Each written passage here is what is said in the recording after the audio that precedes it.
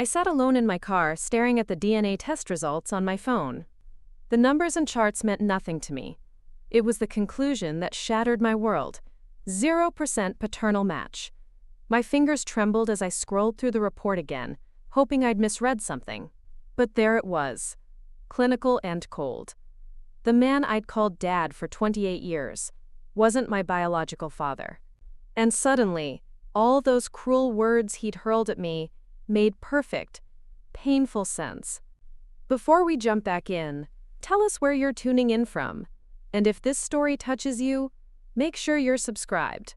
Because tomorrow, I've saved something extra special for you. You're not my real daughter. Those words had been ringing in my ears for weeks. Dad had spat them at me during our last argument, his face twisted with a rage I'd never seen before. At the time, I thought it was just another hurtful comment thrown during a heated moment, the kind you regret later but can never truly take back. I never imagined those words held a truth that would unravel my entire identity. It started with a simple family dinner 3 months ago. Mom had prepared her famous pot roast, and Dad was unusually quiet, nursing his second whiskey before we'd even started eating. My younger brother Tyler seemed oblivious, chatting about his college applications while I helped set the table. Everything felt normal until Dad suddenly slammed his glass down. "Olivia, tell me again about this big promotion you got." His voice had an edge I couldn't place. I straightened up, a flicker of pride pushing through my confusion at his tone. After 5 years at the architecture firm, I'd finally been made lead designer on a major downtown project. "It's for the new community center downtown," I explained, trying to keep my voice steady. "They chose my design over the senior partners. It's a really big deal." Dad scoffed, swirling the amber liquid in his glass. "Must be nice having things handed to you." Mom froze midway through serving the vegetables. "Richard, don't start." "What?" Dad's eyes never left mine. "I'm just saying some people have to work for what they get. Others just sail through life on luck." The comment stung, but I'd learned to brush off his occasional bitterness. My father had always been hard on me, demanding excellence, questioning my achievements, comparing me unfavorably to Tyler. I'd spent my life trying to earn his approval, believing his distance was just his way of pushing me to be better. "It wasn't luck, Dad. I worked 80-hour weeks for months on that design." He laughed, a sharp, humorless sound. "Right. Just like your mother. Always the victim, always misunderstood." Mom set down the serving spoon with a clatter. "That's enough, Richard." Something in her voice made me look up. There was fear there, not just anger. Dad's eyes darted between us, and something shifted in his expression. A calculation, a decision being made. "You know what? I'm tired of pretending." He pointed his fork at me. "You want to know why nothing you do is ever good enough for me? Because you're not mine. You never were." The room went silent. Tyler's mouth hung open. Mom's face drained of color. "Richard, please," she whispered. "Not like this." "Not like what, Diana? Not the truth? I've kept your dirty little secret for 28 years. I'm done." I couldn't breathe. Couldn't move. The words hung in the air like smoke, suffocating me. "What are you talking about?"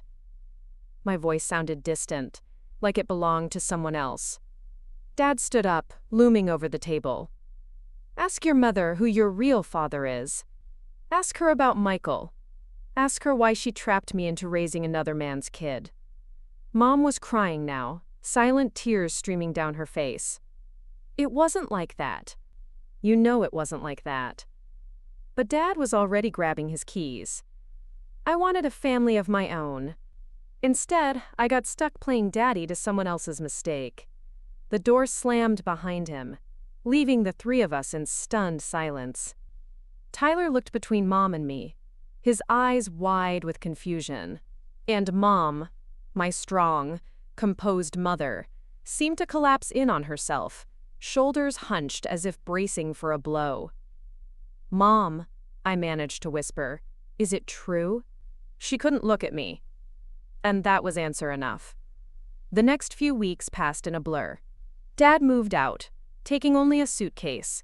and leaving the rest of his 30-year marriage behind. Mom tried to explain how she'd had a brief relationship before meeting Dad, how she'd discovered she was pregnant just as things with Dad were getting serious, how he'd agreed to raise me as his own.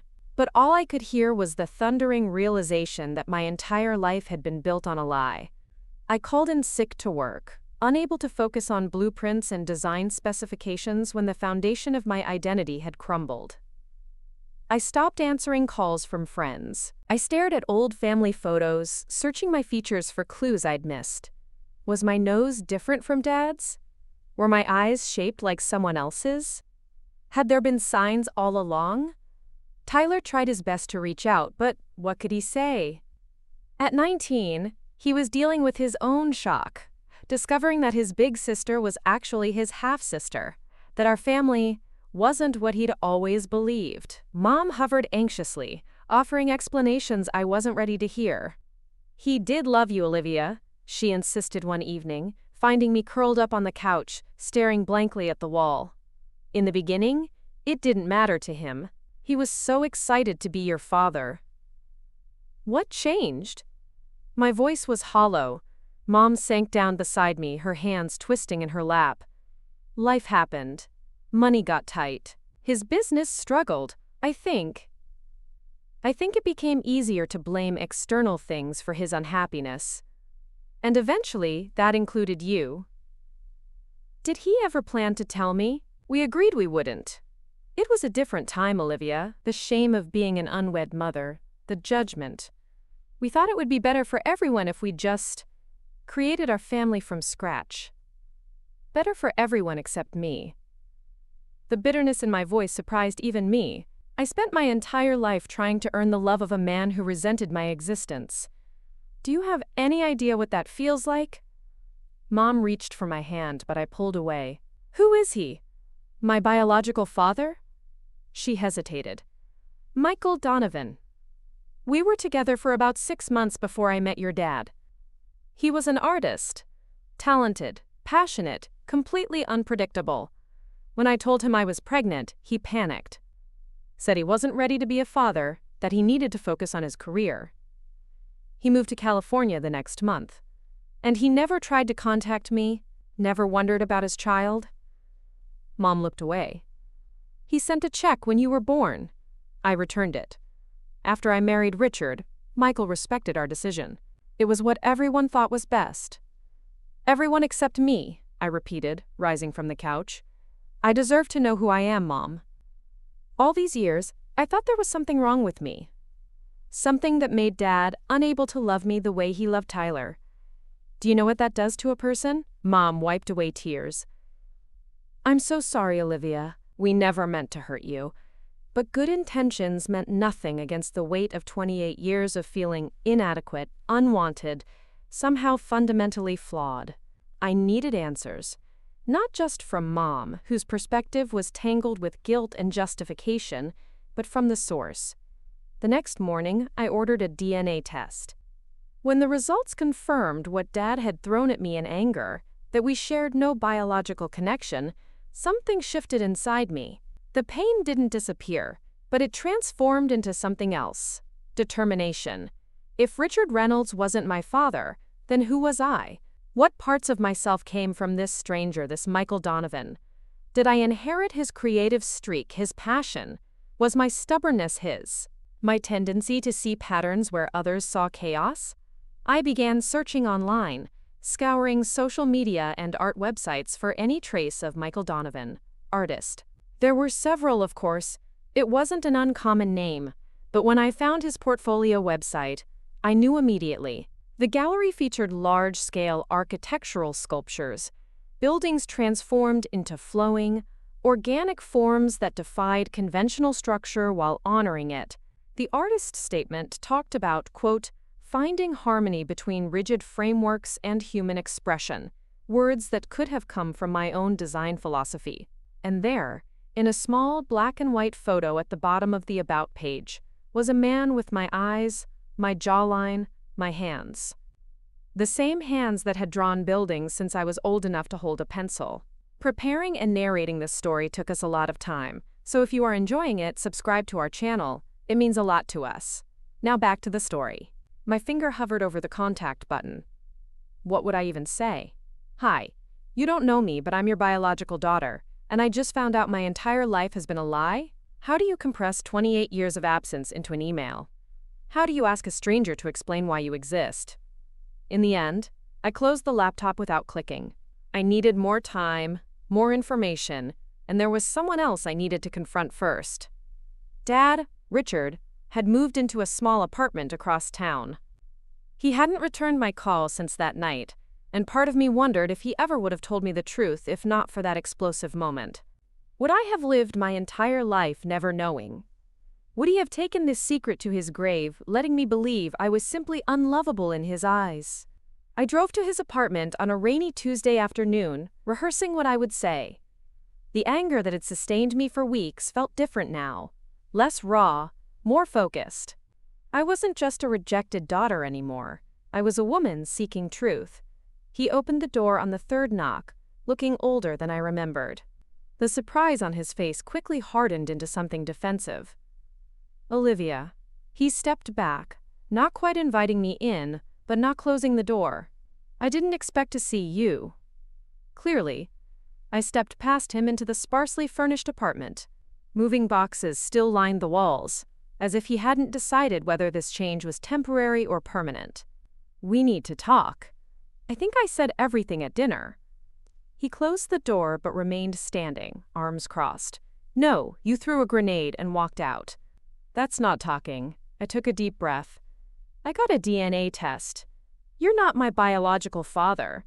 Something flickered across his face. Pain, relief, regret. It was gone too quickly to identify. I told you that. Yes, you did. After 28 years of letting me believe otherwise. I met his gaze steadily. What I want to know is why. Why agree to raise me as your own if you were going to hold it against me for my entire life? He moved to the kitchen, pulled out a glass. His hands shook slightly as he filled it with water. It's not that simple. Then explain it to me. Because from where I'm standing, you made a choice to be my father, and then punished me for a decision I had no part in. He took a long drink, then set the glass down carefully. I loved your mother. When she told me she was pregnant, I was shocked, hurt. But I thought I could handle it. I thought once you were born, it wouldn't matter. And did it? Matter? His eyes met mine, then darted away. Not at first. You were just a baby. Perfect, innocent. It was easy to love you then. The admission stung more than I expected. When did it change? I don't know. Gradually. Money got tight. Your mother had to quit her job to take care of you. My business was struggling. And sometimes... He trailed off. Sometimes what? I pressed. Sometimes I'd look at you and see him. The way you'd concentrate when drawing, how you'd talk with your hands when excited. Little things that reminded me you weren't really mine. He rubbed his face. I know it wasn't fair. Fair? I laughed. A sharp sound that surprised even me. Dad, Richard, I spent my entire childhood thinking I wasn't good enough.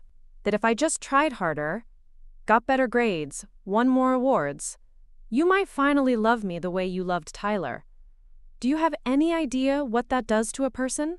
He flinched at my use of his first name. I did love you, Olivia. Number. You tolerated me. There's a difference. I moved toward the window, needing distance. Did you ever intend to tell me the truth? His silence was answer enough.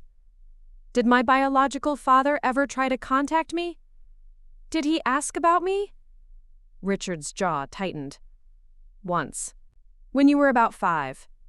He sent a letter, said he'd been thinking about you, wondering if you had his artistic talent.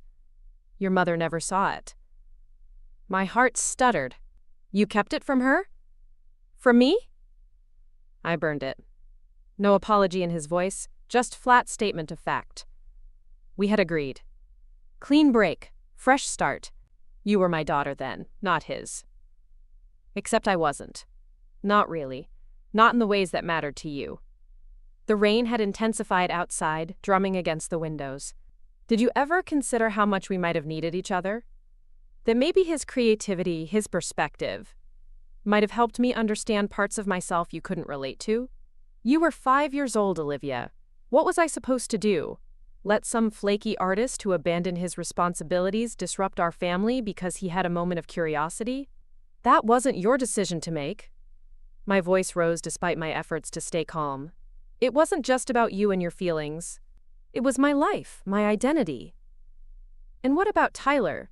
Should I have confused him too? Explain to a toddler that his big sister had a different daddy? That sometimes mommies have babies with other men before they meet the right one? Bitterness edged his words. We were trying to protect everyone.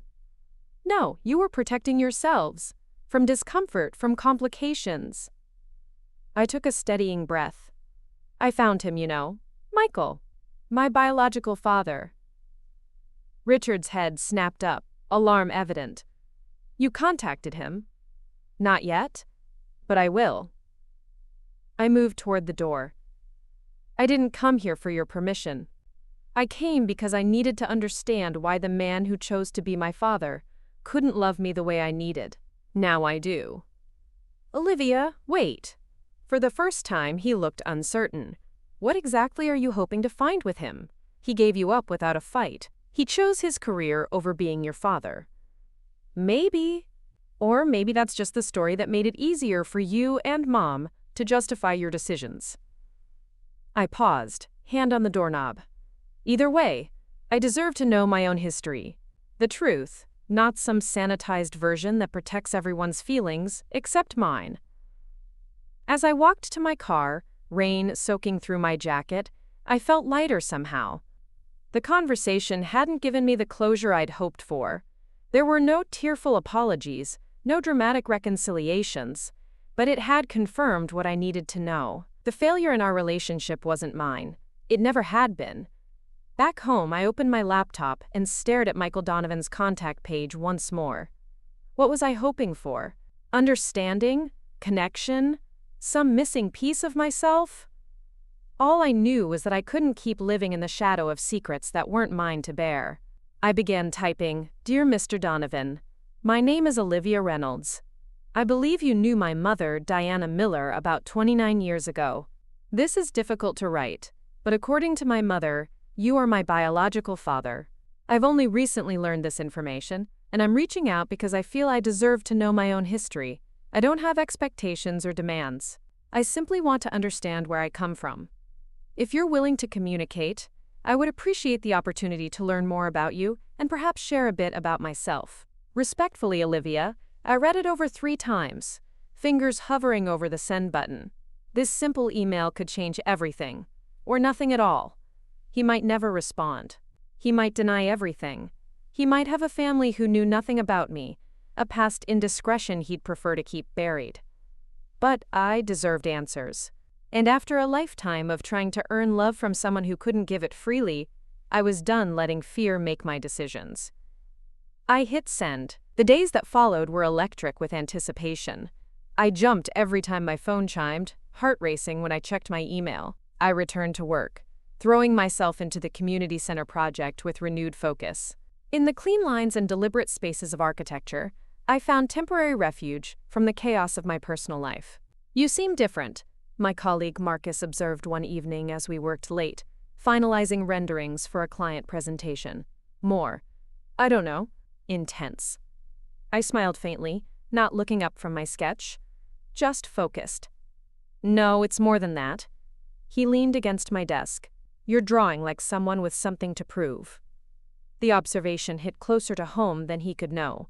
I'd spent my entire career, my entire life, trying to prove myself worthy of recognition, of approval, of love.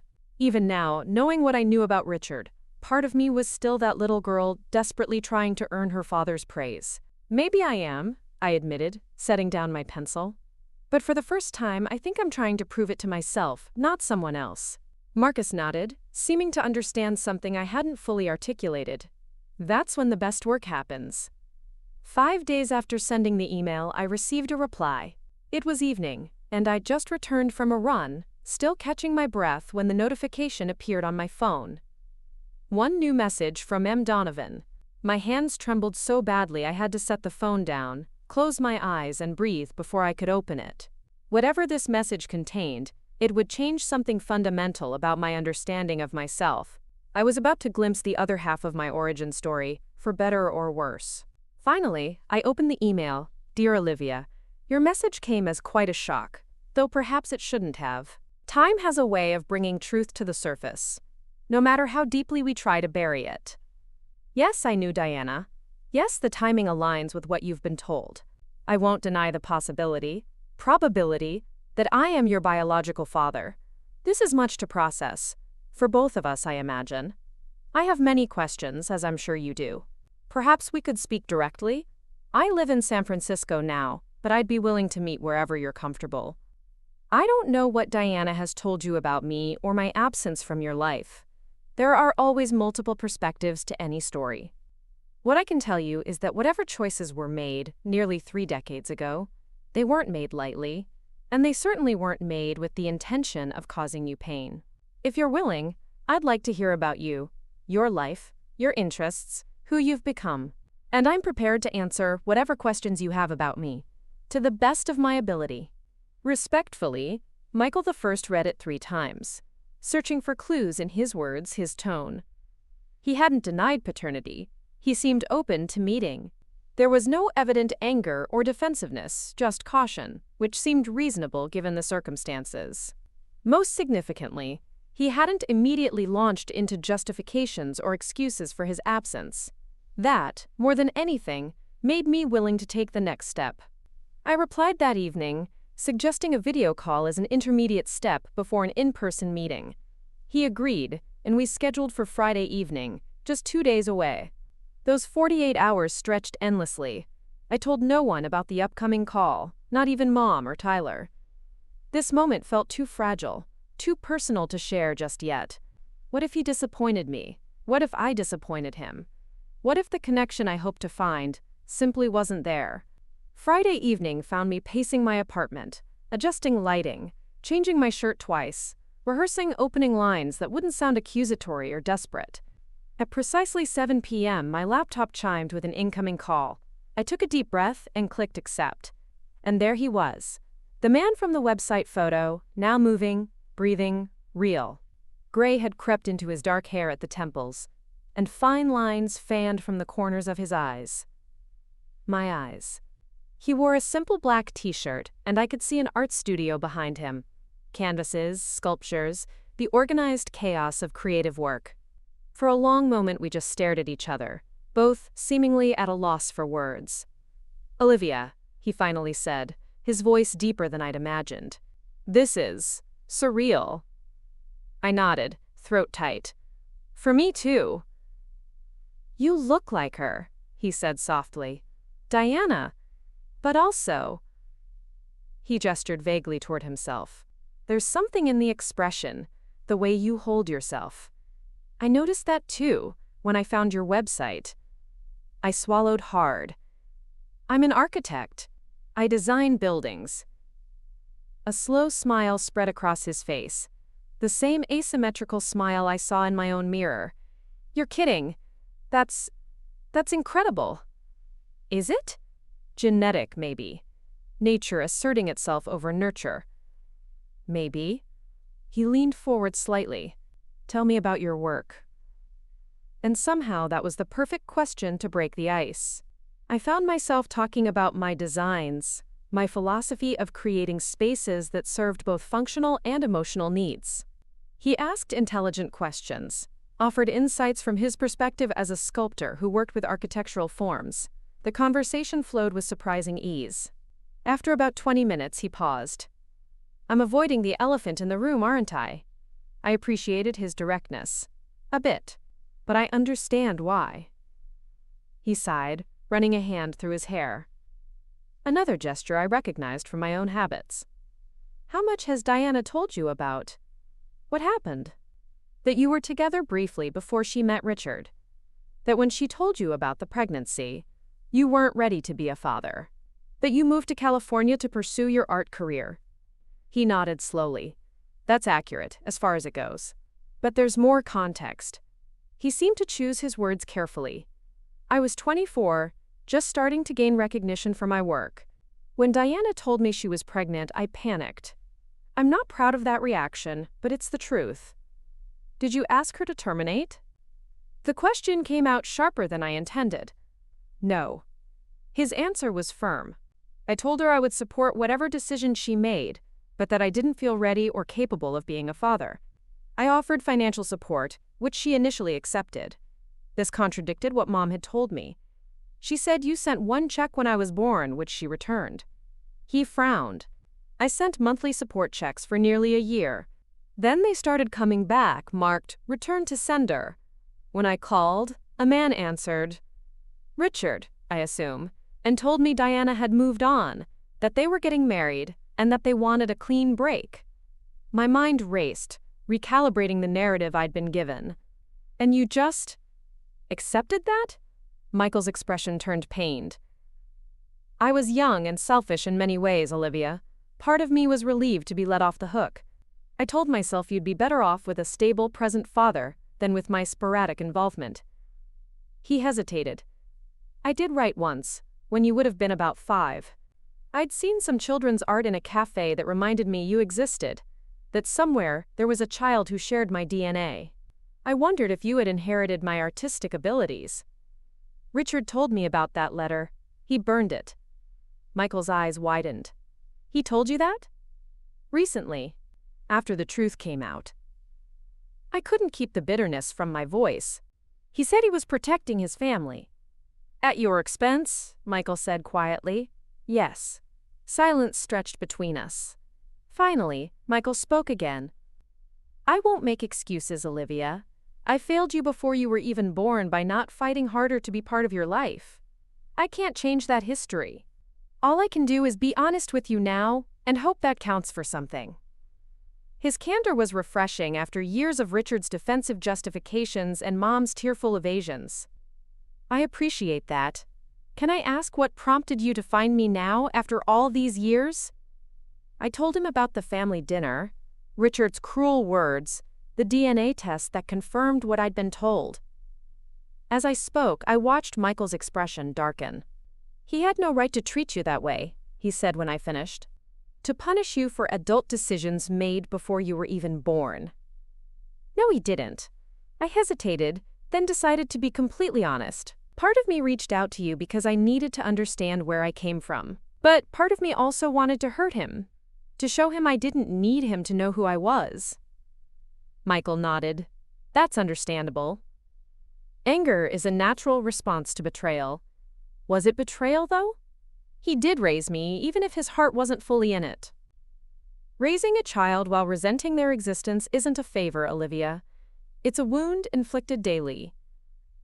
Michael's directness was startling, but somehow comforting. You deserved better from both of us. I blinked back unexpected tears. Thank you for saying that. We talked for nearly 2 hours, skimming the surface of our lives, his career trajectory, my education. Simple facts that began to fill in the outline of what we might mean to each other. Before ending the call, we agreed to meet in person the following month when he would be in town for an art installation. As I closed my laptop, I felt a curious mixture of emotions. Grief for the relationship we might have had, hope for what might still be possible, and a strange sense of validation. For the first time, I could see parts of myself reflected in another person. My creativity wasn't an anomaly or a flaw. It was an inheritance, as much a part of my DNA as the shape of my eyes or the curve of my smile. The next morning, I woke with a strange lightness in my chest. For the first time since Richard's revelation, I felt anchored rather than adrift. Speaking with Michael hadn't erased the hurt or answered all my questions, but it had given me something I'd been missing. Possibility. The possibility that I might understand myself better through knowing him. The possibility of connection without the weight of decades of unspoken resentment. I reached for my phone, scrolling through my contacts until I found Mom's number. We hadn't spoken much since our conversation about Michael. Too many raw edges. Too much blame hovering unspoken between us. But the conversation with Michael had shifted something in me. I needed to hear her side again, this time without the shock clouding my perception. She answered on the second ring, her voice cautious. Olivia? Hi, Mom, do you have time to talk today? Of course. Relief colored her tone. I can come over, or we could meet for coffee. Coffee would be good. The place near the park at 11? We agreed, and I spent the next hour trying to organize my thoughts. What did I want from this conversation? Not to punish her. I'd had enough of punishment disguised as love, but I needed truth, unvarnished by her desire to protect herself, or Richard, or even me. The cafe was busy with weekend brunch crowds, but we found a quiet table by the window. Mom looked tired, the kind of bone-deep exhaustion that comes from prolonged stress. She'd aged visibly in the weeks since the truth had erupted. Thank you for meeting me, she said, wrapping her hands around her mug like she was cold, despite the summer heat. I spoke with Michael last night, I said, deciding directness was kinder than drawing this out. We had a video call. Her cup froze halfway to her lips. Oh. She set it down carefully. I didn't know you'd found him. I'm an adult, Mom. I didn't need permission. No, of course not. She pressed her lips together. How was it? Surprisingly good. He seems genuine, reflective about his past choices. I studied her face. He told me some things that don't match what you've told me. She looked away. Such as? He said he sent child support for almost a year, not just one check. He said you both agreed to it, until suddenly his payments started coming back. When he called, Richard told him you wanted a clean break. Mom closed her eyes briefly. That's true. I did initially accept the support. I was a single mother with no family nearby, working part-time while finishing my degree. The money helped. She hesitated. When Richard and I got serious, he was uncomfortable with the arrangement. He saw it as Michael maintaining a claim on our lives. So you let Richard make that decision? Cut off my biological father without even telling him? We were building a life together, Olivia.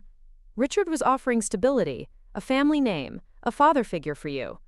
Michael was on the other side of the country pursuing his career. It seemed like the cleanest solution for everyone. Except, it wasn't clean, was it? Richard never really accepted me, he just pretended. And over time, that pretense turned into resentment. The words hurt to say, but they needed to be spoken. You chose his comfort over my right to know my own history. Mom's eyes filled with tears. I thought I was protecting you. From what? From knowing you loved someone before Richard? From having a connection to someone who shares my DNA, my creative instincts. What exactly was so dangerous about the truth? From rejection. Her voice broke. Michael left Olivia. When I told him I was pregnant, he said he wasn't ready. He moved across the country. I was terrified you'd grow up feeling unwanted if you knew. Instead, I grew up feeling unwanted by the man who was supposed to be my father, without even understanding why. I didn't say it to be cruel, just to state the reality we both knew. And now I find out Michael may not have been as absent as you led me to believe. He sent that letter when I was 5. He reached out. Mom dabbed at her eyes with a napkin. I didn't know about any letter. Richard intercepted it, burned it. I watched her process this. He admitted it to me. She shook her head slowly. I knew he was insecure about you, but I never thought. She trailed off, then met my eyes directly. I'm so sorry, Olivia, for all of it. For letting fear guide my decisions. For not seeing what was happening between you and Richard. The simple apology, free of excuses or deflection, loosened something tight in my chest. I need you to understand something, Mom. I'm not angry that you fell in love with Richard after Michael. I'm not even angry that you accepted Richard's offer to raise me as his own. I'm angry that when it became clear he couldn't love me unconditionally, you chose to protect the fiction instead of me. Mom flinched as if I'd slapped her. You're right. Her voice was barely audible.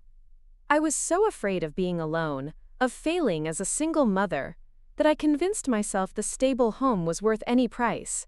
I told myself Richard would grow to love you as his own, that it was just taking time. She looked down at her hands. By the time I realized that wasn't happening, we had Tyler, and everything was so complicated. I thought if I just tried harder, loved you enough for both of us, it would be okay. But it wasn't okay. The words weren't accusatory now, just sad. You can't love someone enough to make up for another person's rejection. That's not how it works. No, she agreed softly. It's not. We sat in silence for a moment, the weight of decades of unspoken truths hanging between us. What happens now? Mom finally asked. With Michael, I mean. We're meeting next month when he comes to town for work. I stirred my coffee, watching the cream create patterns in the dark liquid. I don't have expectations. I just want to know him, to understand that part of myself. Mom nodded. That's fair. She hesitated. And with Richard? The question was more complicated. What did I want from the man who had raised me out of obligation rather than love? Who had punished me for a situation I hadn't created? I don't know yet, I answered honestly. Right now, I need space from him. Maybe that will change. Maybe it won't. He's been calling me, Mom admitted. He's struggling with all this coming to light. I think he's finally confronting choices he made decades ago. His struggle isn't my responsibility, I said firmly. I spent my whole life trying to earn his approval. I'm done with that now. I understand. She reached across the table, tentatively touching my hand. I want you to know something, Olivia. Whatever mistakes I've made, and there have been many, I have never, not for 1 second, regretted having you. You are the best thing that ever happened to me. The simple declaration brought unexpected tears to my eyes. In all the chaos of discovering my true paternity, one fact remained unchanged. My mother had chosen me, had fought for me in her own imperfect way, had never wavered in her love, even when everything else crumbled. I know, Mom. I squeezed her hand. That's the one thing I've never doubted. We parted with a tentative peace between us, not forgiveness exactly, but understanding. The beginning of a new relationship built on truth rather than convenient fictions. That evening, Tyler came over, bringing pizza and beer and his particular brand of straightforward support. At 19, he was still finding his footing in the world, but the family earthquake had forced him to grow up quickly. So you found him, he said, sprawled on my couch after I told him about Michael. Your real dad. Biological father? I corrected. Let's not make this more complicated with loaded terminology. He rolled his eyes. Always the precise one. Fine. Your biological father. What's he like? Some tortured artist type? I smiled, despite myself. Not exactly. He's actually quite successful. Has installations in major museums. Teaches at Berkeley. He seems thoughtful. Reflective. Cool. Tyler took a swig of beer. So are you going to move to California and to become daddy's girl now? Don't be an ass. I threw a pillow at him. I'm just getting to know him. I have no idea where it will lead. Tyler caught the pillow, his expression turning serious. What about Dad? Richard. Whatever I'm supposed to call him now. The question made my chest tighten. What about him? He's been weird. Calling me a lot, asking about you, saying he wants to explain things. He had 28 years to explain things, Ty. He chose silence. I know. Tyler picked at the label on his beer bottle. It's just, he's still my dad, you know? And he's still the guy who raised you, even if he sucked at it sometimes. Sometimes, I raised an eyebrow. Okay, a lot of times. Tyler sighed. Look, I'm not defending him. What he did, how he treated you, it was messed up. I see that now. I think I always knew something was off, but I didn't understand it. He looked up at me, but I also think he's genuinely sorry, for whatever that's worth. Sorry doesn't erase decades of conditional love, Ty. No, it doesn't. He was quiet for a moment. Just, don't close the door completely, okay? Not for his sake. For yours. I looked at my brother, half-brother technically, though that distinction meant nothing to my heart. Despite being 9 years younger, despite growing up with all the privileges of being Richard's biological son, Tyler had always been my fiercest defender, my most loyal ally. He saw the world in simpler terms than I did, not because he was naive, but because he hadn't yet learned to doubt his own worth the way I had. "I'll think about it," I promised, not ready to commit to more. He nodded, satisfied for now, and reached for another slice of pizza. "So this Michael guy, does he have my devastating good looks too? Or just your weird architectural obsession?"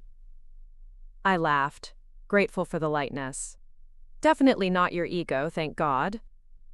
The weeks before my meeting with Michael passed in a blur of work deadlines and quiet personal recalibration.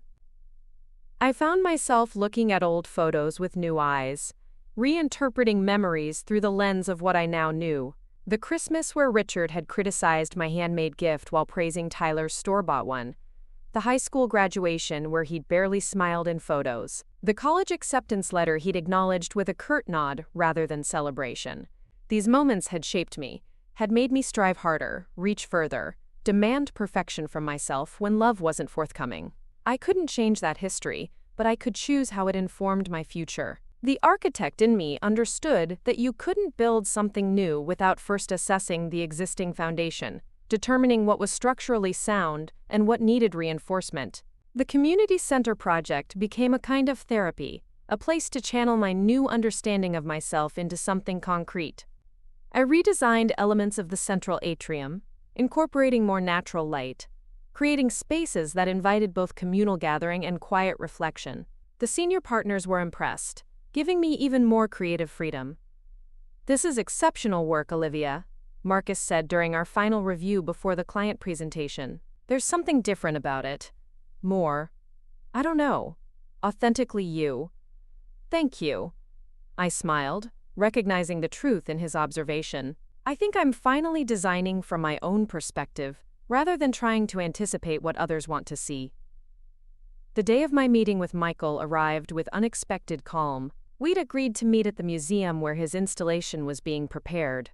Neutral territory that also connected to our shared creative interests. I arrived early, wandering through the modern wing until I found the space where technicians were carefully assembling what looked like a flowing metal cityscape.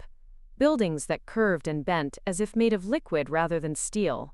It was breathtaking, familiar in its architectural references, but utterly unique in execution. "What do you think?" I turned to find Michael standing a few feet away, watching me with an expression caught between pride and nervous anticipation. In person, the resemblance between us was even more striking.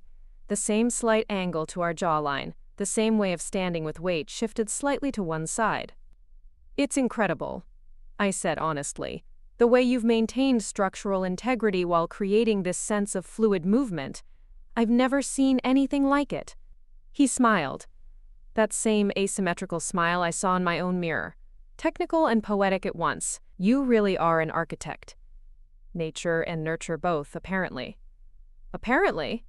He gestured toward the museum cafe. "Shall we?" Over coffee, our conversation flowed more easily than I'd expected.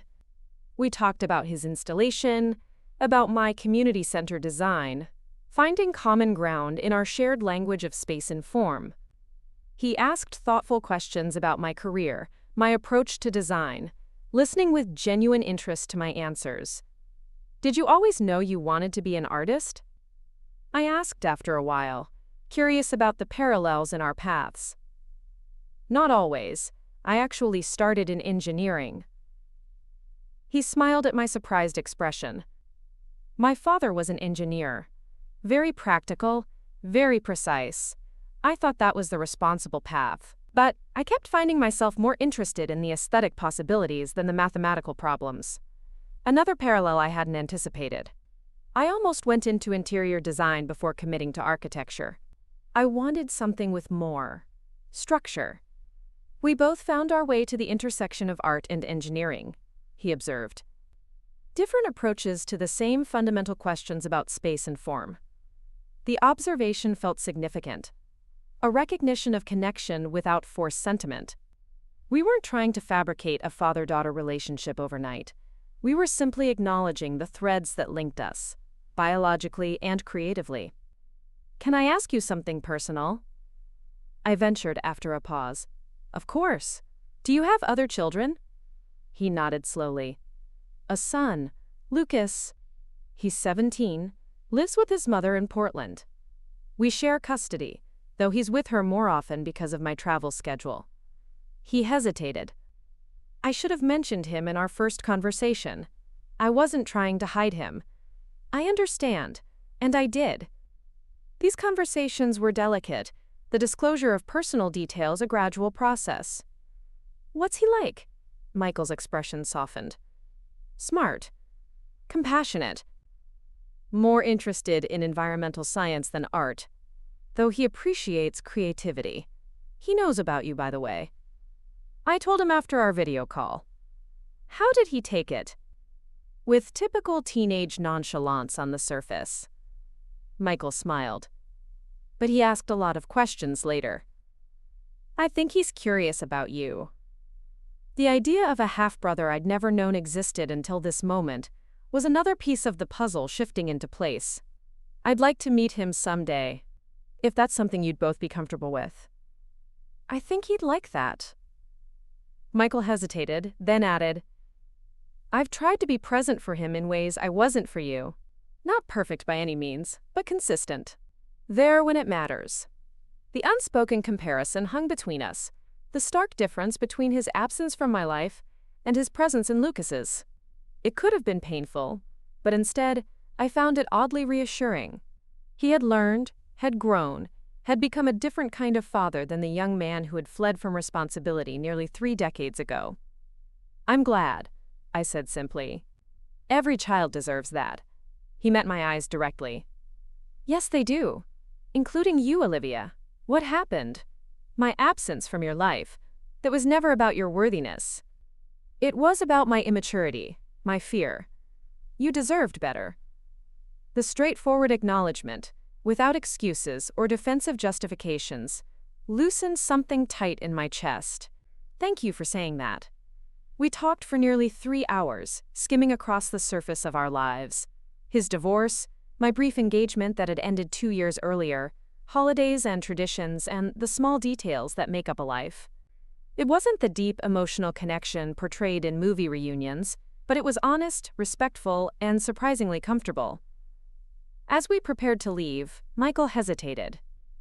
I'll be in town for another 2 weeks with the installation. Perhaps we could meet again? Maybe dinner next time? I'd like that. I smiled. And I'd love to see the installation when it's complete. I'd be honored to give you a personal tour. He paused. Olivia, I want you to know, I don't have expectations about what this becomes. I'm just grateful for the chance to know you, on whatever terms make sense to you. The absence of pressure, of demands, felt like a gift after the emotional weight of the past months. Thank you, I feel the same way. As I drove home, I felt a curious sense of peace. Meeting Michael hadn't magically healed the wounds left by Richard's conditional love, but it had given me something perhaps more valuable, context.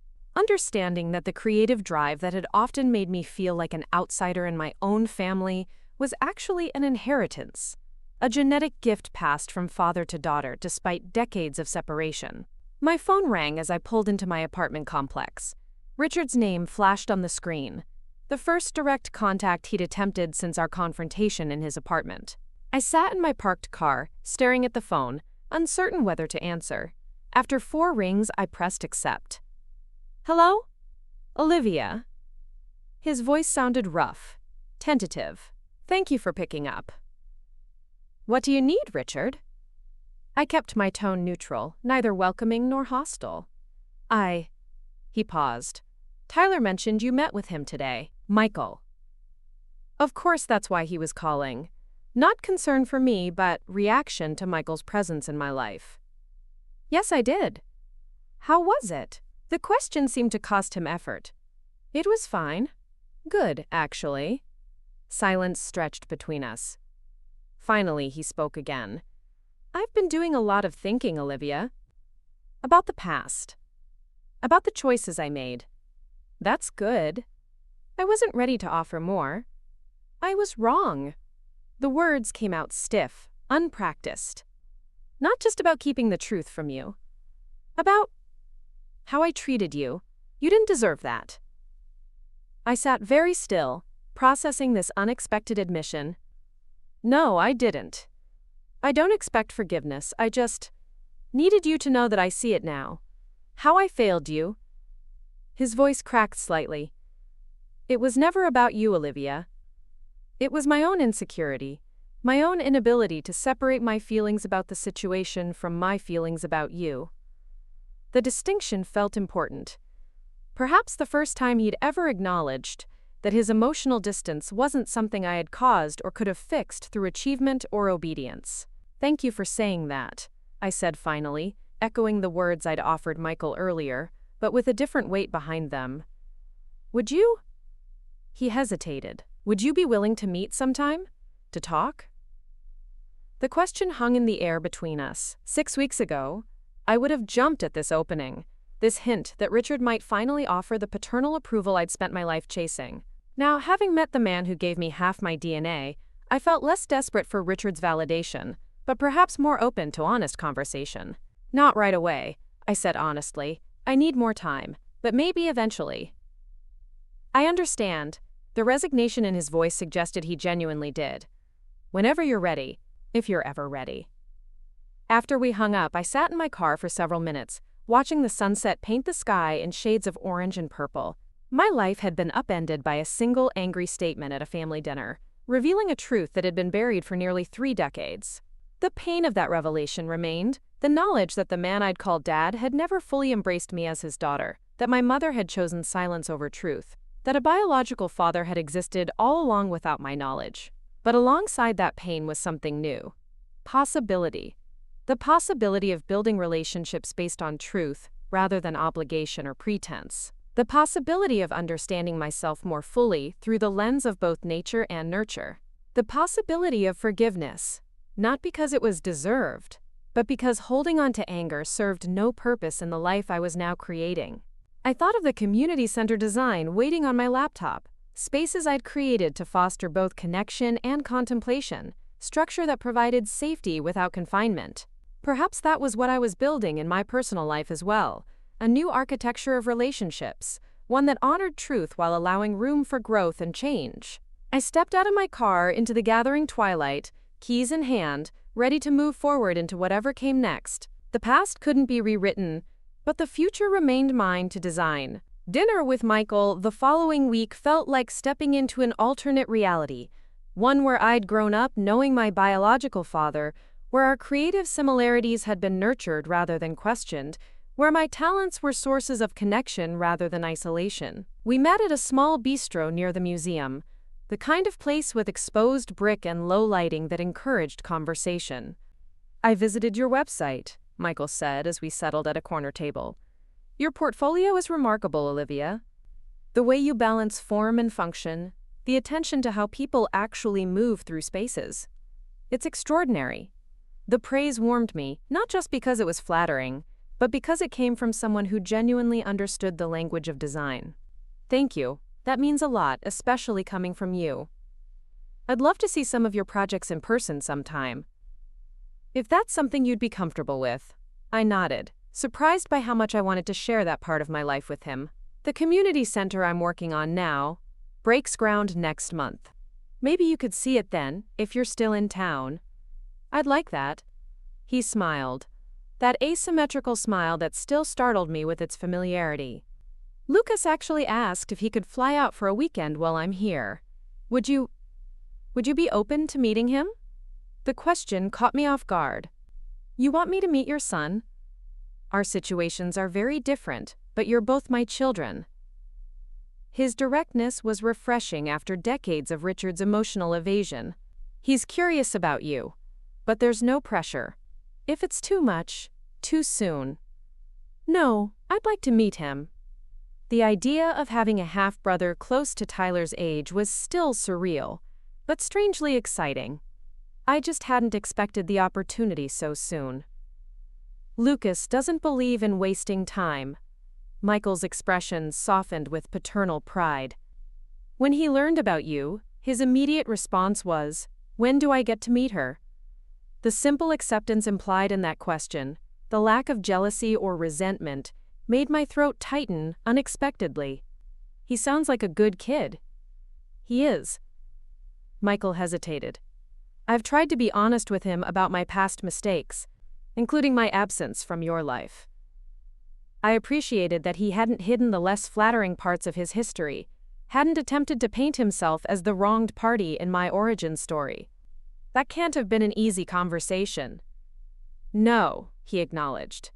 But necessary.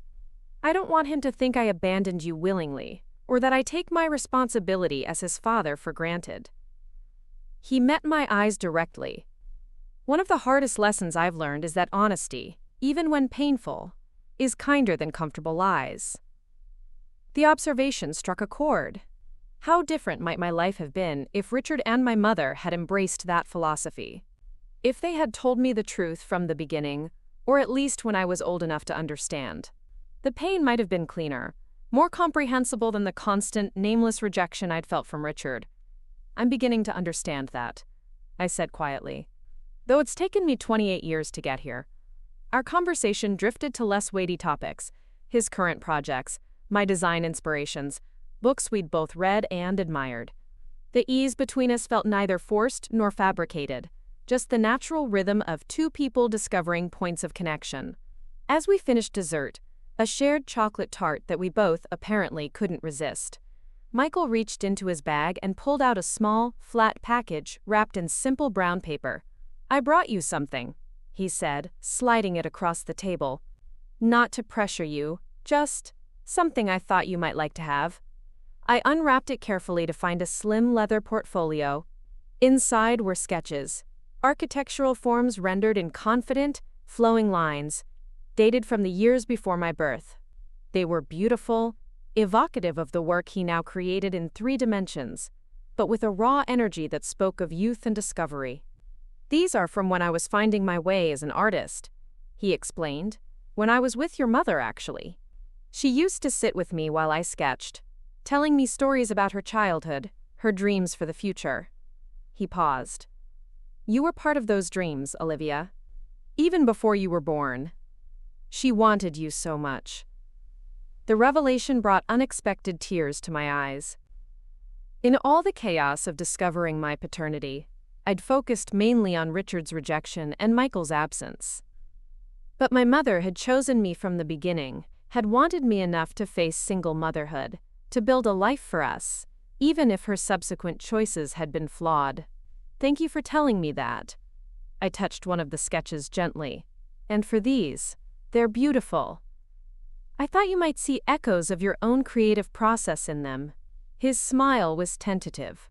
I know I've seen echoes of mine in your work.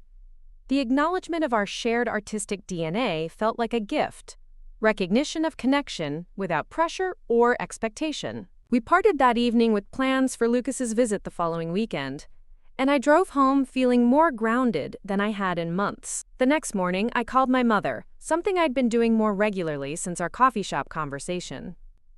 Despite the painful truths we'd confronted, or perhaps because of them, our relationship had begun to evolve into something more honest, more equal.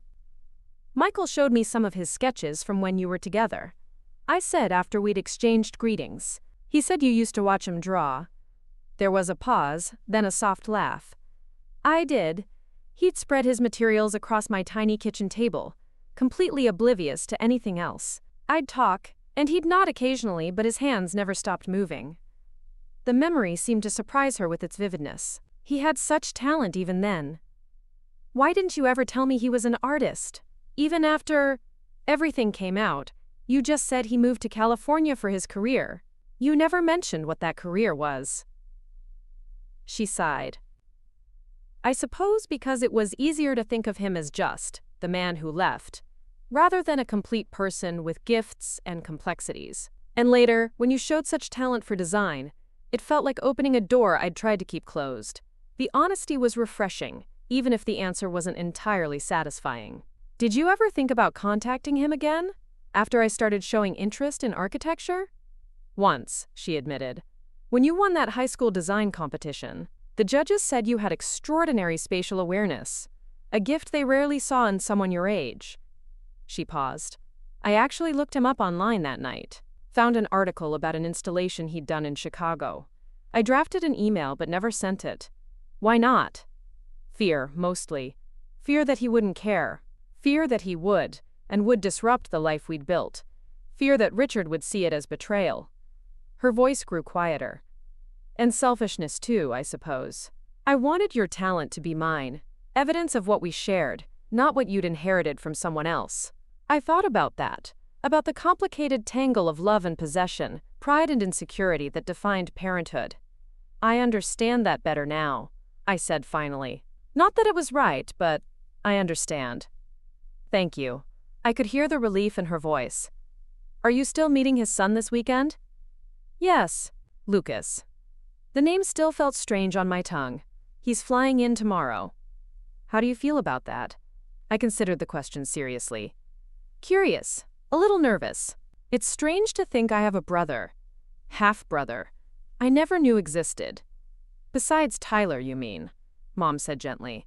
Tyler's different. He's always been my brother, biology notwithstanding. The distinction felt important.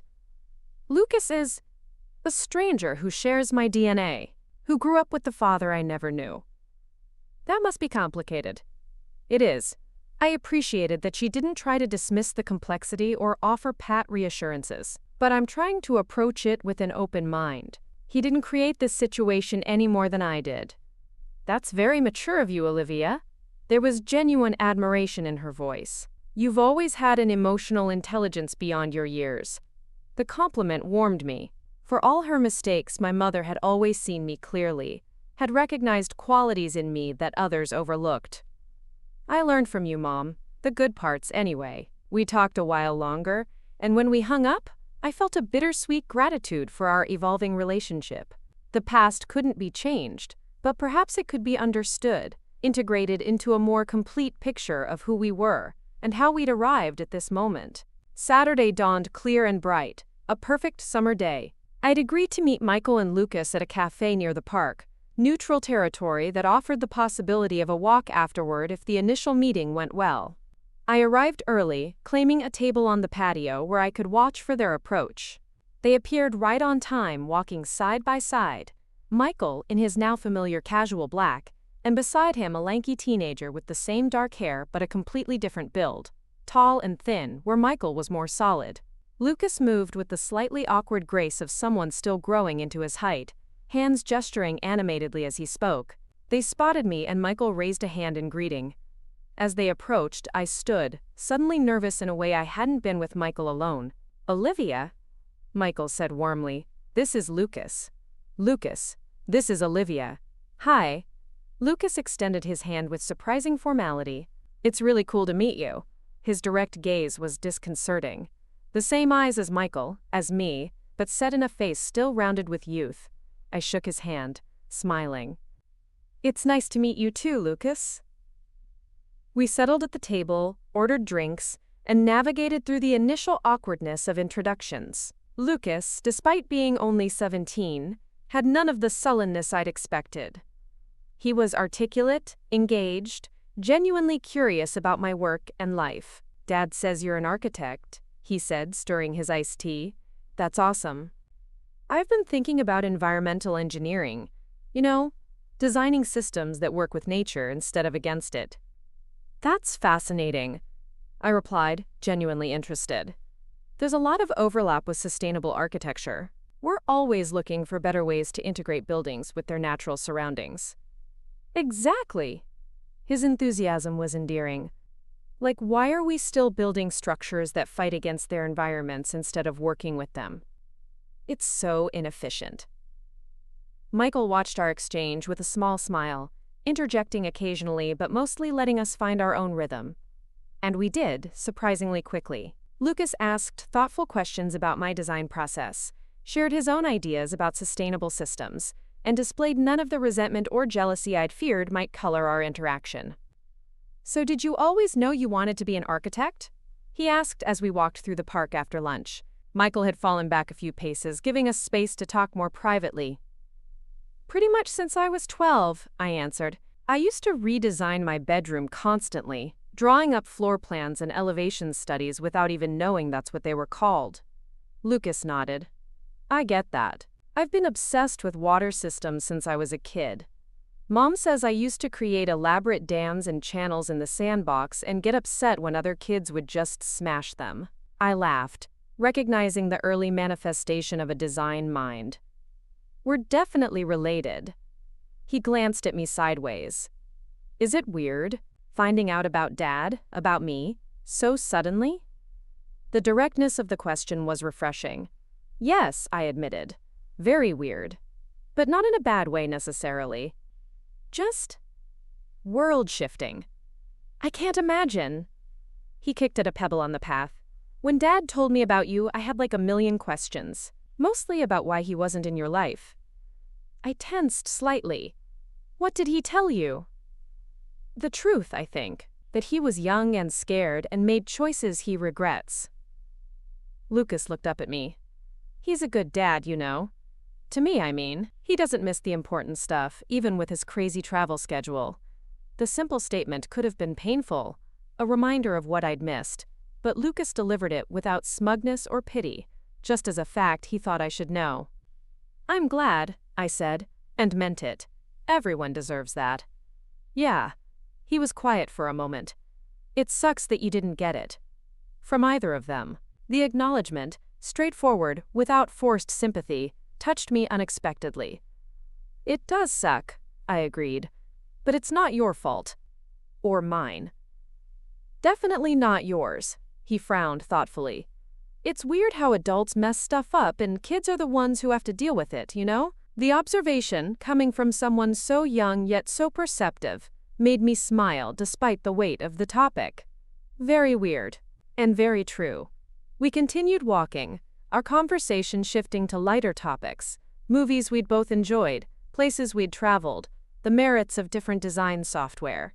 By the time we circled back to where Michael waited on a park bench, I felt a genuine connection with this unexpected brother, this teenager who shared my DNA and apparently my analytical approach to the world. Good talk? Michael asked as we approached. Lucas grinned. She's cool. You should have found her sooner. The blunt statement made Michael wince, but he nodded. You're absolutely right, Lucas. I should have. As we parted ways for the day, Lucas surprised me with a quick hug. This doesn't have to be weird, you know, he said. Us being siblings, half-siblings, whatever. We can just be family, if you want. The simplicity of his offer, free of the historical baggage that complicated my relationships with Richard, with Mom, even with Michael, was like a breath of fresh air. I'd like that, Lucas, thank you.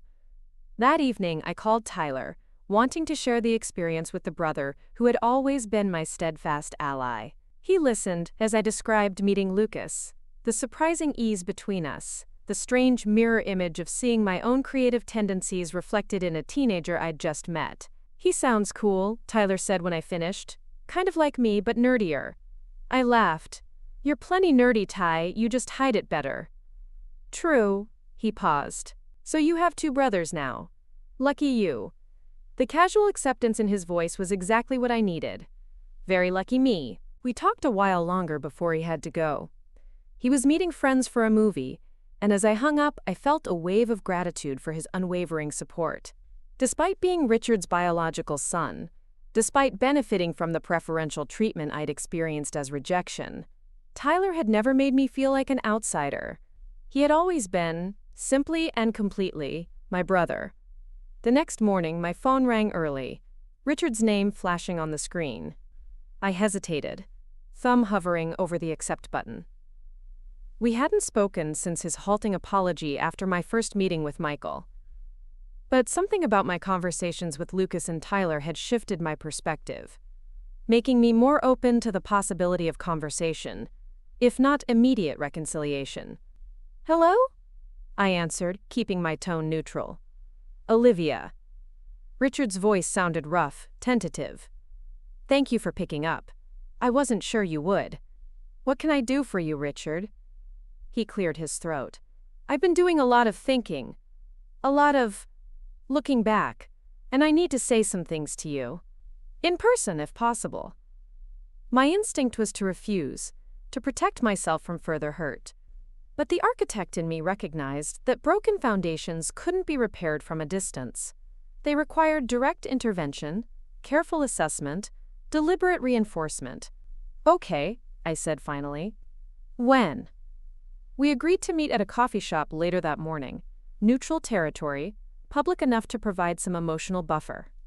I arrived first, claiming a quiet corner table and ordering a latte to give my hands something to do besides fidget. Richard arrived precisely on time, as was his habit. He looked older than I remembered, more careworn, the lines around his eyes deeper. He ordered black coffee and sat across from me, hands wrapped around the mug like he needed its warmth, despite the summer heat.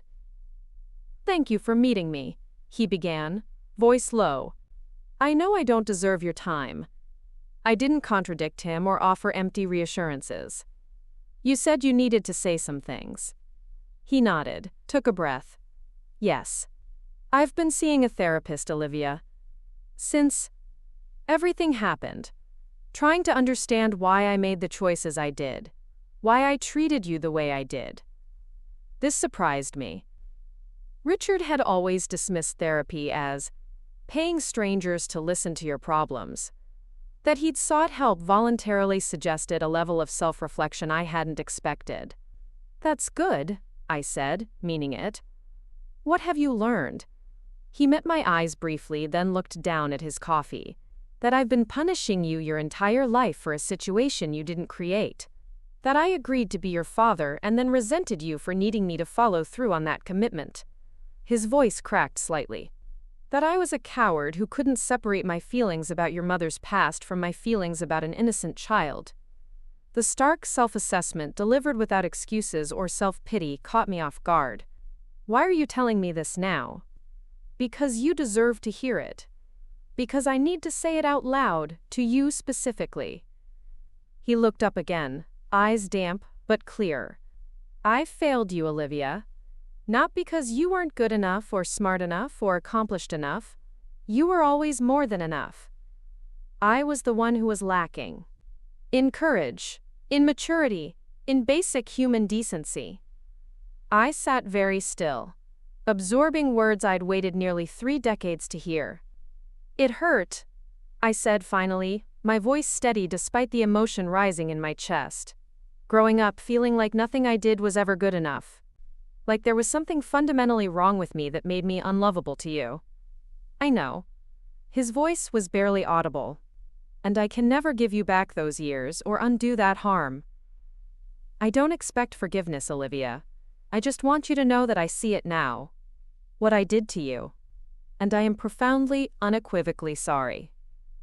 The simple acknowledgement, free of defensive justifications or attempts to minimize the impact of his emotional abandonment, felt like the closing of a long open wound. Not healed, not yet, but finally addressed, the infection exposed to clean air. "Thank you for that," I said after a moment. "It matters to hear you say it." Richard nodded, a small gesture of understanding. "Your mother told me you've been spending time with him." "With Michael." "Yes. Is it helping to know him?" The question seemed genuine, without the jealousy or resentment I might have expected. "It is," I answered honestly. "Not because he's perfect or because he's trying to make up for lost time, but because seeing him helps me understand parts of myself that always felt disconnected from the rest of the family." Richard flinched slightly at, the rest of the family, but nodded. "Your creativity, your way of seeing the world. I never understood those parts of you, never knew how to nurture them." "You could have tried," I said, not accusingly but matter-of-factly. "You didn't have to understand my interests to support them." "You're right." He rubbed his face. "I was so caught up in my own insecurities that I couldn't see past them to what you needed." We sat in silence for a moment, the weight of decades of misunderstanding and missed opportunities hanging between us. "I met his son this weekend," I said finally. "Lucas. My half-brother, I guess." Richard tensed visibly. "How was that?" "Surprisingly easy. He's a good kid. Interested in environmental engineering. Very direct. No pretense." I watched Richard's face carefully. He has the same analytical mind I do. sees systems and patterns everywhere. Richard nodded slowly. That's good, Olivia, that you have that connection. It doesn't erase the past, I said quietly. Meeting Michael, knowing Lucas. It doesn't change the fact that you raised me, for better or worse. It doesn't erase our history. A look of surprise crossed his face, followed by something like cautious hope. No, it doesn't. I'm not ready to forgive everything, I continued, being completely honest. I don't know if I ever will be. But I'm willing to try to build something new, something based on truth rather than obligation or resentment. Richard swallowed hard. I would like that very much, on whatever terms you're comfortable with. As we parted ways an hour later, I felt neither the elation of reconciliation nor the bitter satisfaction of rejection. Just a quiet acknowledgement that relationships, like buildings, required ongoing maintenance, assessment of damage, removal of rot, careful reconstruction.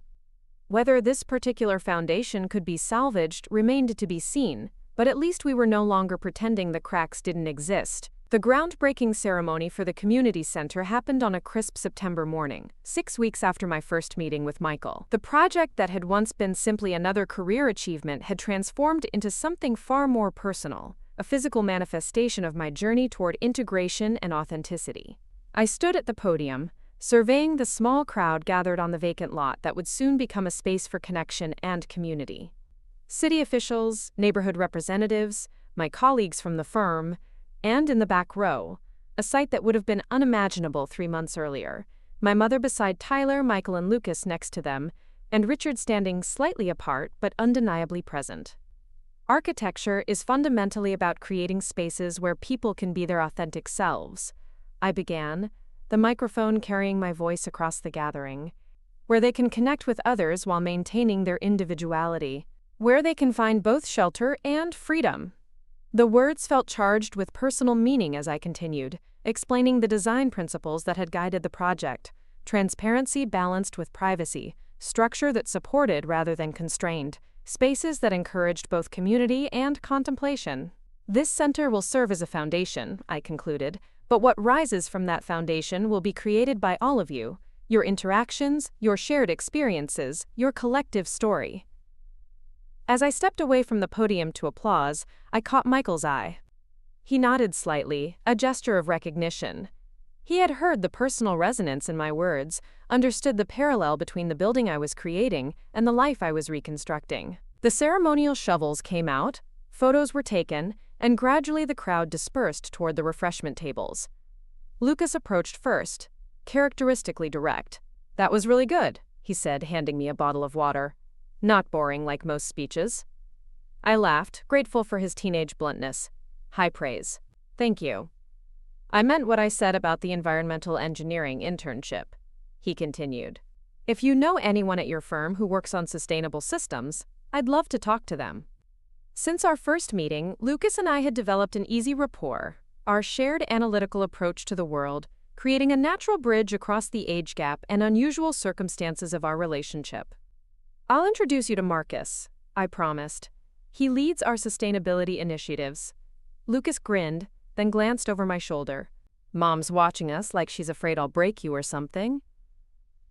I turned to see a slender woman with kind eyes hovering near the refreshment table, trying to appear casual while clearly monitoring our interaction. "Your mother's here?" "Yeah, she flew in with me this time. Wanted to meet you, I think." He shrugged. "She's cool with all this. Just protective." The idea that Michael's ex-wife would come to my groundbreaking ceremony, would want to meet the daughter her ex-husband had never acknowledged during their marriage. It was unexpected, another layer of complexity in this evolving family narrative. "I'd like to meet her too," I said, meaning it. Lucas waved her over, and introductions were made. Karen was warm but watchful, clearly assessing the impact of this newfound relationship on her son. "Lucas talks about you constantly," she said with a small smile. "I think he's more excited about having a sister than he lets on." "The feeling's mutual," I admitted. "He's a remarkable young man." Her expression softened. "Thank you for being so welcoming to him. This situation is unusual, to say the least." "That's one word for it." I agreed. She hesitated. I want you to know, Olivia, I never knew about you during my marriage to Michael. When he told me recently, it was as much a shock to me as it must have been to you learning about your biological father. The clarification seemed important to her, and I appreciated her honesty. I understand, we're all navigating this together. She nodded, relieved. Your speech was lovely, by the way. Lucas was right. You have a gift for making technical concepts accessible. The conversation flowed surprisingly easily after that, and when she excused herself to speak with Michael, I found myself surrounded by my unconventional family configuration: blood relatives and chosen ones, biological connections and forged bonds. Mom approached, linking her arm through mine. I'm so proud of you, she said, nodding toward the architectural renderings displayed on easels around the site. Not just for this, though it's remarkable. For how you've handled everything. I've had moments, I admitted quietly. It hasn't all been graceful acceptance. No one expects that, Olivia, least of all me. She squeezed my arm gently. But you've faced the truth with courage. You've allowed space for complexity without letting it destroy you.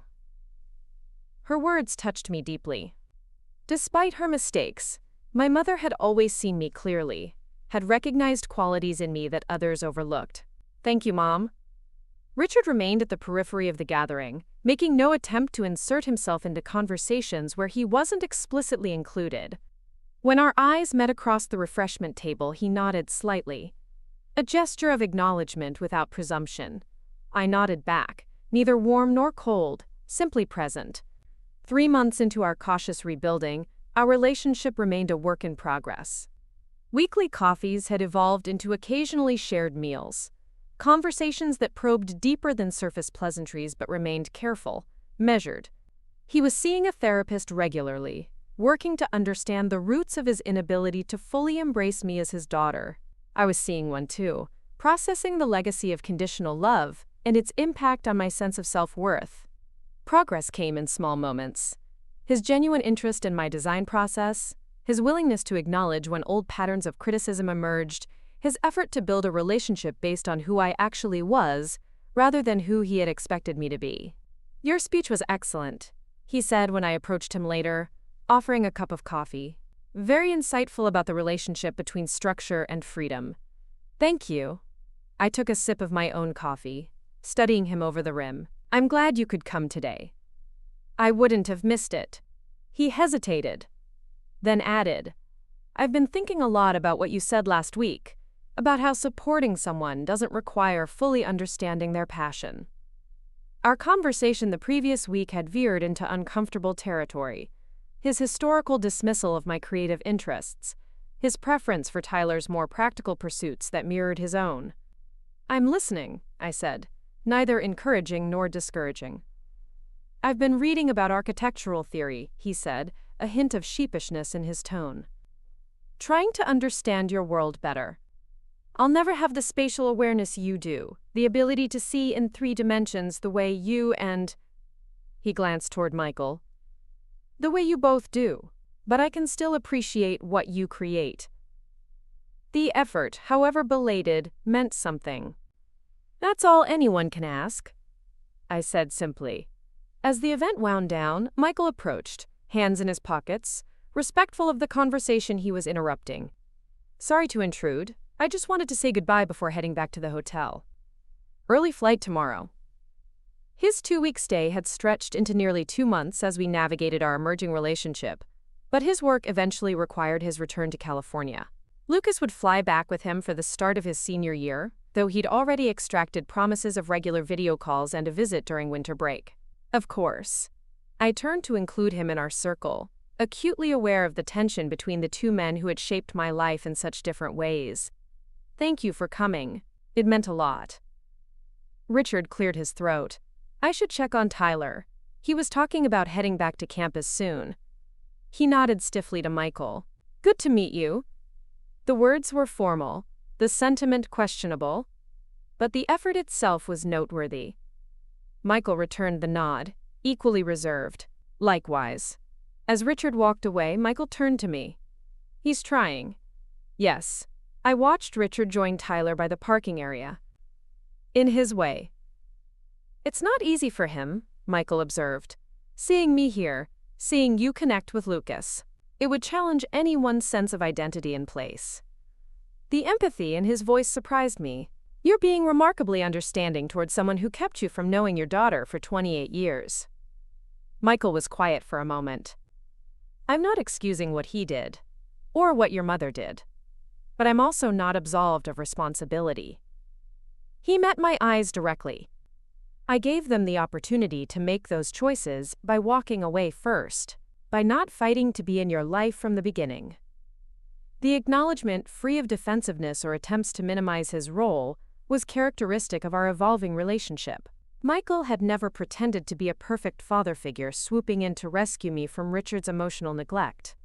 He had simply offered honesty, recognition, and the opportunity to build something new. We've all made choices we regret, I said finally. What matters is what we do now, moving forward.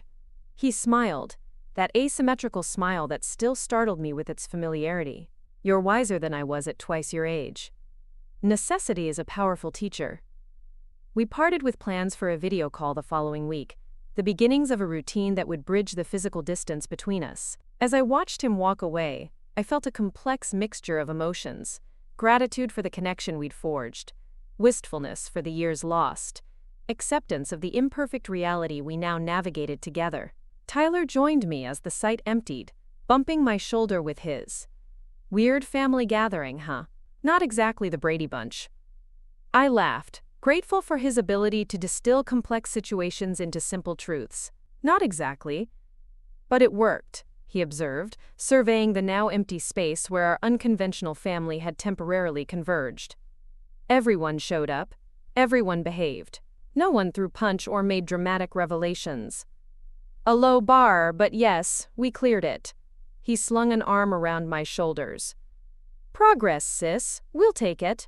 That evening, alone in my apartment, I spread the architectural plans for the community center across my dining table. The building would begin to take physical form next week.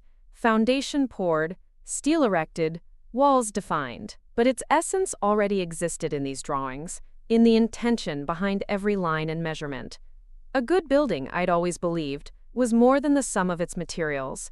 It was a deliberate creation of space that shaped human experience, that could foster connection or isolation, collaboration or contemplation, depending on the architect's vision and skill. Perhaps family was similar, not just the genetic material passed from generation to generation, but the deliberate creation of relationships that shaped identity and belonging. The family I had believed was mine had been partially built on fiction, on convenient lies that eventually cracked under pressure. But from those broken foundations, something new was emerging, more complex, less traditional, but potentially stronger for its honesty. My phone chimed with a text from Lucas. Mom says to tell you dinner was awesome. Flight's at 6 a.m. Call you when we land. Miss you already, big sis. The simple message warmed me, a reminder that connection could form quickly, authentically, when not burdened by decades of unspoken resentments and expectations. I moved to my desk, opening my laptop to the journal I'd begun keeping since the DNA test results had upended my world 3 months earlier. I'd started it as a way to process the shock, to document the unfolding revelations, to track my emotional responses to a situation beyond my control. Over time, it had evolved into something more reflective. A chronicle, not just of external events, but of internal recalibration. Tonight's entry began simply. Groundbreaking today. Everyone came. Not easy, not perfect, but real. I continued writing, exploring the symbolism of breaking ground. The necessary disruption that preceded creation. The exposure of what lay beneath seemingly solid surfaces. The careful preparation required before building something new. When I finished, I closed the laptop and moved to the window, looking out at the city lights spread below. My reflection gazed back at me from the glass. My mother's cheekbones, Michael's eyes, expressions and mannerisms that were uniquely mine, yet echoed those who had come before me. For so long, I had felt like a misfit in my family. My creative impulses dismissed as impractical by Richard. my analytical approach to design sometimes perplexing to my more intuitive mother.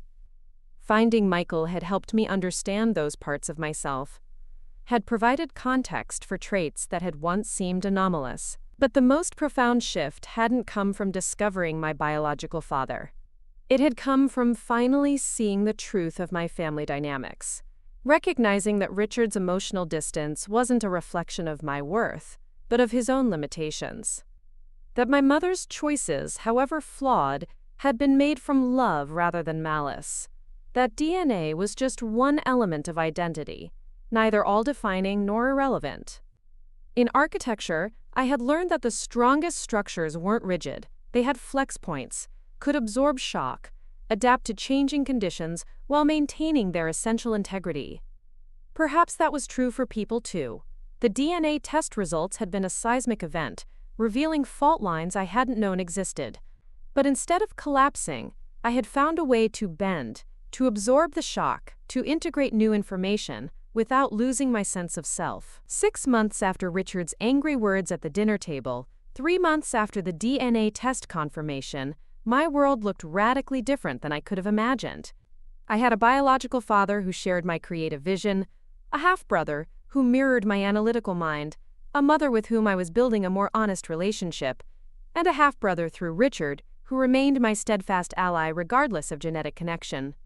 And Richard himself, the man I had called Dad for 28 years, whose approval I had desperately sought and never quite secured, remained part of my life, though in a fundamentally altered role. Not the idealized father I had longed for, not the villain I had briefly cast him as in the aftermath of his revelation, but a flawed human being attempting, however imperfectly, to rectify decades of emotional absence. The family I had now wasn't the one I had grown up believing was mine. It was messier, more complicated, riddled with painful history and uncertain boundaries. But it was real, built on truth rather than convenient fiction, strengthened by the very challenges that might have destroyed it. In my professional life, I created spaces where people could be their authentic selves, where structure provided not confinement but support, where transparency and boundaries coexisted in thoughtful balance. Now I was applying those same principles to my personal life, creating relationships based on honest recognition of both connection and differentiation. The groundbreaking ceremony had been symbolic in ways that extended far beyond the community center project. We had all, in our various ways, broken ground on something new, disrupting the surface of comfortable lies, exposing what lay beneath, beginning the careful, deliberate work of building relationships founded on truth. I turned from the window, from my own reflection and the city lights beyond. Tomorrow would bring another day of design challenges, of family texts, of therapy sessions and coffee meetings, and the 100 small interactions that gradually, incrementally shaped a life. I didn't know exactly what form these evolving relationships would ultimately take, what unexpected strengths or limitations might emerge, what adjustments might be required. But I knew this. I was no longer defining myself through the lens of Richard's conditional acceptance, no longer striving to earn love that should have been freely given, no longer interpreting my creative gifts as anomalies that separated me from my family. The DNA test had revealed biological truths, yes, but the more profound revelation had been about the stories we tell ourselves, how they shape our understanding of who we are, why we matter, what we deserve. For 28 years, I had internalized a story about being somehow insufficient, fundamentally unworthy of the unconditional love Richard gave Tyler. The truth had freed me from that narrative, had allowed me to recognize it not as reality but as the flawed perception of a man unable to separate his feelings about my origins from his feelings about me. That freedom didn't erase the pain of those years. It didn't magically heal the wounds of conditional love, but it created space for something new to grow, a sense of self not defined by others, limitations, a future not constrained by the past. My phone chimed again, a message from Michael with a photo attached.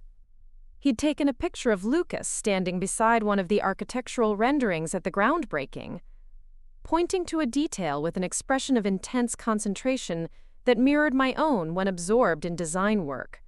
The caption read simply, "The resemblance is striking. Proud of you both."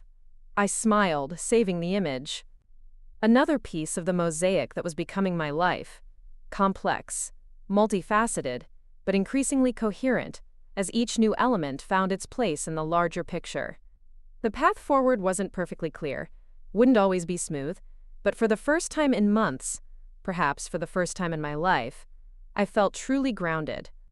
Not because every question had been answered, or every relationship perfectly resolved, but because I was finally standing on the solid foundation of truth, building connections based on authenticity rather than expectation or obligation. In my profession, I created spaces where people could gather in community while honoring their individuality. Now I was learning to do the same in my personal life, to create relationships that offered both connection and freedom, support without constraint, love without conditions. The DNA test had answered one fundamental question about my origins, but the more important discoveries had come in the aftermath, about resilience, about integrity, about the courage to face difficult truths and build something meaningful from them, about the difference between biology and belonging, between genetics and genuine connection. I was the daughter of Diana and Michael biologically. I had been raised by Diana and Richard legally. I was sister to Tyler through shared experience, to Lucas through shared DNA.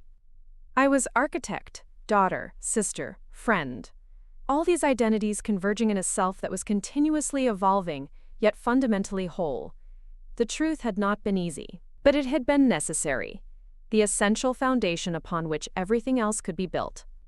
And from that foundation, something stronger, more authentic, and infinitely more valuable was slowly, steadily rising.